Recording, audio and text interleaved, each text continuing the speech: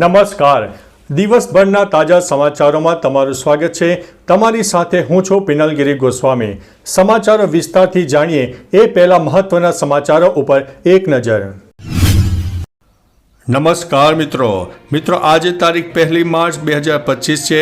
ત્યારે આજની હેડલાઇન્સ પર નજર નાખીએ તો જૂનાગઢનો મેળો એસટી વિભાગને ફળ્યો છે, થયો છે લાખો રૂપિયાનો ફાયદો. ત્યારે આગળ વાત થશે સીએમ ભૂપેન્દ્રભાઈ પટેલે રાષ્ટ્રપતિનું કર્યું છે સ્વાગત.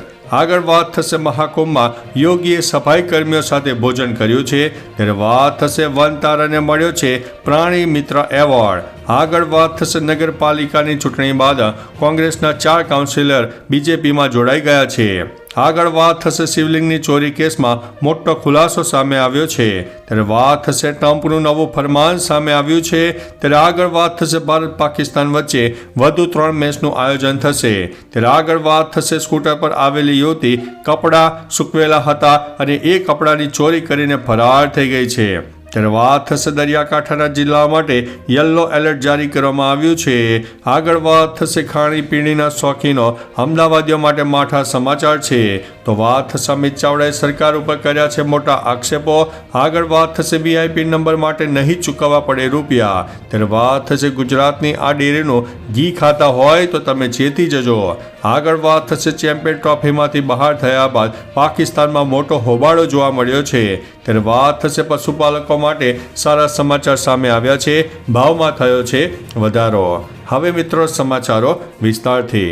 ભાવનગર અને આસપાસના પશુપાલકો માટે સારા સમાચાર સામે આવ્યા. ભાવનગરની સર્વોત્તમ ડેરીએ દૂધના ખરીદ ભાવમાં કિલો ફેટે 10 રૂપિયાનો વધારો કર્યો છે. પહેલાં દૂધ કિલો ફેટે ખરીદ ભાવ રૂપિયા 820 હતો, તે રૂપિયા 10 વધારા સાથે 830 રૂપિયા મળશે.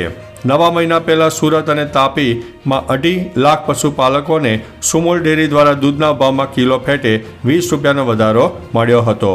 મિત્રો અન્ય મહત્વના સમાચારની વાત કરીએ તો ચેમ્પિયન ટ્રોફીમાંથી બહાર થયા બાદ પાકિસ્તાનમાં મોટો હોબાળો. પાકિસ્તાન એક પણ મેચ જીત્યા વિના ચેમ્પિયન ટ્રોફીમાંથી બહાર થઈ ગયું છે. ટીમના ખરાબ પ્રદર્શનથી પાકિસ્તાનમાં હોબાળો મચી ગયો. પાકિસ્તાનના વડાપ્રધાન શાહબાઝ શરીફ આ બાબતે કેબિનેટ અને સંસદમાં ચર્ચા કરશે. પીએમના રાજકીય અને જાહેર બાબતોના સલાહકાર રાણા સનઉલ્લાહે જીઓ ટીવીના કાર્યક્રમ જીઓ પાકિસ્તાનમાં આ માહિતી આપી હતી. પાકિસ્તાનને 29 વર્ષ પછી આઈસીસીનું યજમાન પણ બન્યું છે. મિત્રો અન્ય મહત્વના સમાચારની વાત કરીએ તો ગુજરાતની આ ડેરીનું તમે ઘી ખાતા હોય તો ચેતી જજો. બનાસકાંઠા જિલ્લાના ફૂડ એન્ડ ડ્રગ વિભાગ દ્વારા શ્રી નવકા ડેરી પ્રોડક્ટ નામની પેઢીમાં દરોડા પાડવામાં આવ્યા. આ દરોડામાં ઘીના નમૂના પણ લેવામાં આવ્યા હતા. જોકે રિપોર્ટ આવ્યા બાદ તે ઘી નકલી હોવાનું સામે આવ્યું છે. ફૂડ વિભાગે 4000 કિલો જથ્થો ઘીનો જપ્ત કર્યો છે, જેની અંદાજિત કિંમત 17,50,000નો મુદ્દામાલ જપ્ત કરી લેવામાં આવ્યો છે. લાયસન્સ રદ થયું હોવા છતાં તેઓ બિનદાસ ઘી બનાવતા હતા.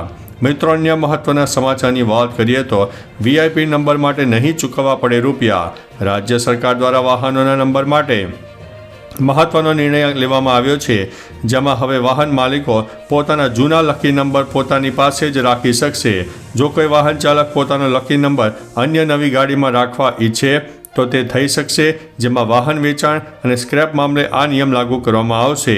આ નિયમ ફક્ત ટુ વ્હીલર અને 4 વ્હીલરથી 4 વ્હીલર સેમ કેટેગરીમાં ઉપયોગ કરી શકાશે.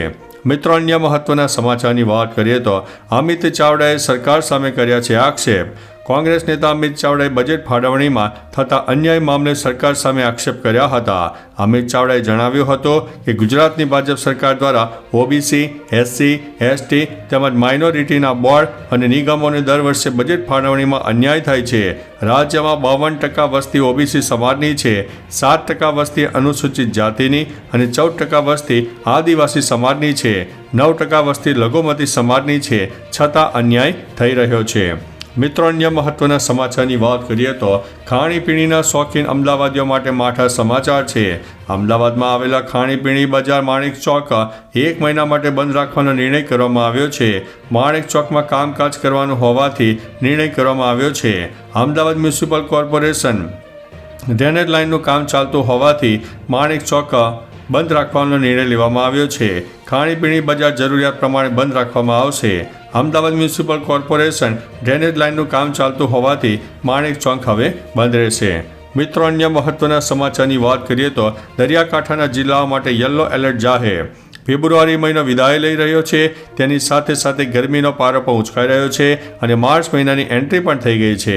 હવામાન વિભાગના જણાવ્યા અનુસાર હવે એલર્ટ આપવામાં આવ્યું છે. દરિયા કિનારાના વિસ્તારમાં ગરમી અને ભેજના કારણે બફારો વધી રહ્યો છે. હવામાનની માહિતી અનુસાર ગુજરાત ઉપર કોંકણ, ગોવા, કેરળ અને કર્ણાટકના દરિયાકાંઠાના વિસ્તારમાં ગરમીનું એલર્ટ આપવામાં આવ્યું છે. દરિયાકાંઠાના વિસ્તારમાં આગામી 24 કલાક માટે યલો એલર્ટ જાહેર કરવામાં આવ્યું છે. મિત્રો, અન્ય મહત્વના સમાચારની વાત કરીએ તો સ્કૂટર પર આવેલ યુવતી સૂકવેલા કપડાં ચોરી કરીને ફરાર થઈ ગઈ છે.